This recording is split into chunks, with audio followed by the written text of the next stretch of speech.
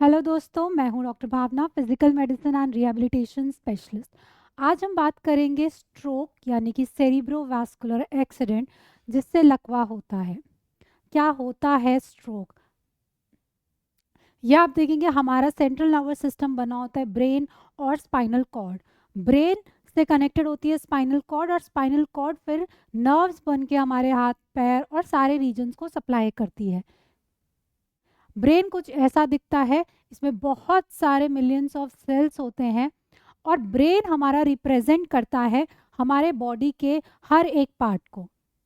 Brain का कुछ हिस्सा हमारे आईज को, बोलने को, हमारे सुनने को, हमारे हाथ पैर की मूवमेंट को। आप देखेंगे ये जो है स्ट्रक्चर ब्रेन का, इसका जब कट आउट किया है तो ये इसको बोलते हैं होमनकुलस।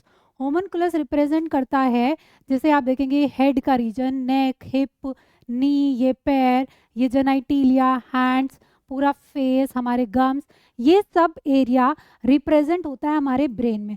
हर एक ब्रेन का पार्ट उस एरिया को कंट्रोल करता है। तो जब उस स्पेसिफिक हिस्से में दिक्कत होगी तो उस बॉडी पार्ट में दिक्कत होगी। ब्रेन के कुछ एरियाज ये हैं जो कि हमारे planning, attention, memory, speech, vision, taste, touch, ये सारी सेंसेशंस को, हमारे बैलेंस को, कोऑर्डिनेशन को, ये सब हमारा कंट्रोल सेंटर होता है ब्रेन में।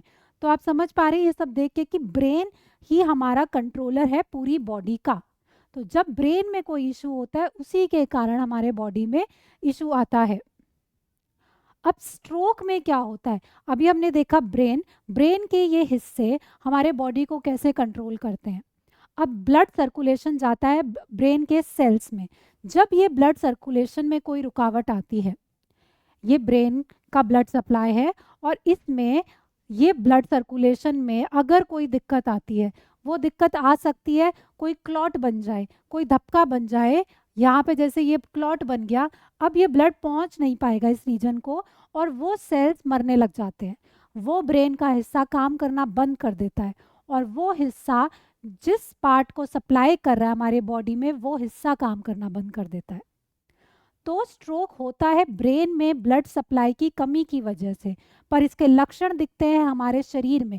मूवमेंट में दिक्कत होती है, सेंसेशन में दिक्कत होती है, फेस की मूवमेंट में दिक्कत होती है, फेस में कमजोरी आती है, सुनने में, बोलने में, ये सब में दिक्कत हो सकती है, डिपेंडिंग ऑन कि क्या हिस्सा अफेक्ट हो रहा है। अब ब्लड कैसे रुक सकता है ब्रेन के सेल्स को? या तो कोई थपका बन गया, क्लॉट बन गया है, या फिर ब्लड वेसल फट गई है, हेमरेज हो गया है, तब भी ब्लड सर्कुलेशन रुक जाएगा। और जो हिस्सा काम नहीं कर रहा है ब्लड सर्कुलेशन ना पहुंचने की वजह से, उस ब्रेन का हिस्सा जहां सप्लाई कर हमारी बॉडी में, वो हिस्से में दिक्कत आएगी। क्या क्या दिक्कत आती है? ये एक निमोनिक है, बैलेंस में दिक्कत आती है। बट सबसे पहले जो हम पेशेंट को देखते हैं, लकवा। पेशेंट के एक साइड का हाथ पैर काम करना बंद कर देता है, फेस में कमजोरी आती है, मुंह में टेढ़ापन आता है, आंख बंद नहीं हो पाती है, मरीज को बोलने में दिक्कत आती है, मरीज को सूंघने में दिक्कत आ सकती है, मरीज की अटेंशन डेफिसिट होता है, यूरिनरी इनकॉन्टिनेंस हो सकता है, पेशेंट का सोशल सेंटर नहीं काम करता है और नहीं पता चलता है कहाँ पे ब्लैडर इवैक्यूएट करना है, तो बिस्तर में पेशाब निकल सकता होता है ऐसे मरीज का। फिर बैलेंस में पेशेंट का हो सकता है हाथ पैर की मूवमेंट बिल्कुल ठीक है, बट उन्हें ज़मीन फील ही नहीं हो रही है, उनका बैलेंस बिल्कुल बिगड़ गया, चलने में दिक्कत हो रही है। तो कुछ भी लक्षण हो सकते हैं डिपेंडिंग ऑन कि कौन सा हिस्सा आपका दिक्कत आई है। अब जब आप जाते हैं, इमीडिएटली जब भी ये सारे लक्षण में से कुछ भी आपको ऐसा लग रहा है, तो इमीडिएटली आप अक्यूट केयर के लिए हॉस्पिटल में जाते हैं। अक्यूट केयर मिलने के बाद जो भी मेडिकेशन है, जो थ्रोम्बोलाइसिस हम करते हैं, ये जो थपका है उसको ब्रेक डाउन करने के लिए जो मेडिकेशंस होती है वो सब आपको मिल जाएंगी। आपकी बीपी है, डायबिटीज़ है, वो सब की आपकी मेडिकेशंस चलेंगी। बीपी कंट्रोल में रहना चाहिए, कोलेस्ट्रॉल की दिक्कत है तो वो सब मेडिकेशंस आपको चलेंगी। बट उसके बाद क्या? पेशेंट 10-15 दिन में रिकवर होकर डिस्चार्ज हो जाएगा मेडिसिन या न्यूरोसाइड से। फिर उसके बाद क्या क्या कॉम्प्लिकेशंस पेशेंट को आएगी जो कि रोकने की ज़रूरत है, और ये सब कॉम्प्लिकेशंस कैसे मैनेज की जाती है?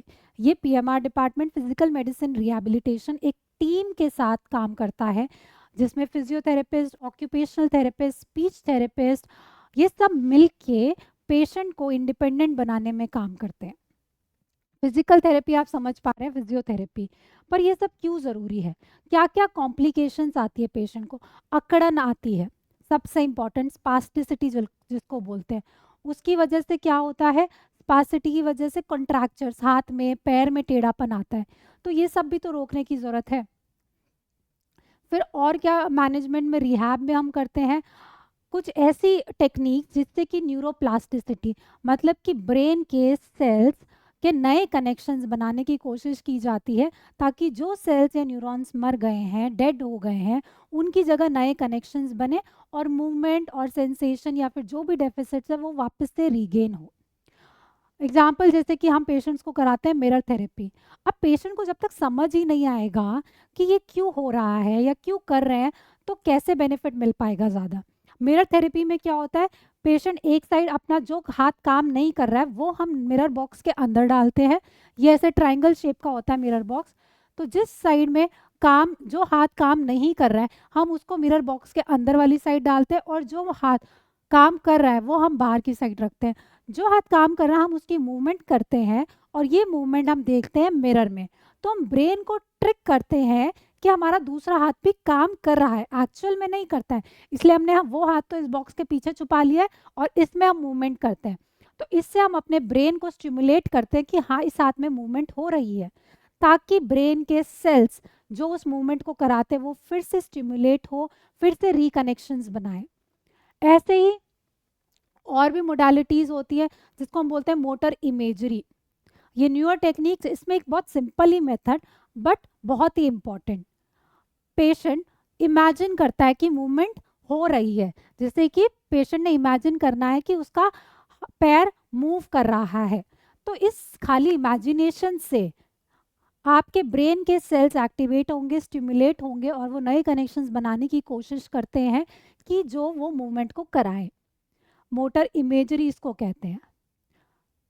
फिर वर्चुअल रियलिटी, आपको गियर बॉक्स, वर्चुअल बॉक्स पहना, वर्चुअल रियलिटी का ये विजुअल बॉक्स पहना के आपको मूवमेंट्स दिखाई जाती हैं कि ये मूवमेंट्स हो रही हैं, आप ऐसे हैं। तो आप सारा इमेजिनेशन करते हैं, not in the real world but एक फेक एनवायरनमेंट में, वर्चुअल एनवायरनमेंट में, टू ट्रिक योर ब्रेन। ये सारी मोडालिटीज़ काम करती हैं न्यूरोप्लास्टिसिटी के प्रिंसिपल पे।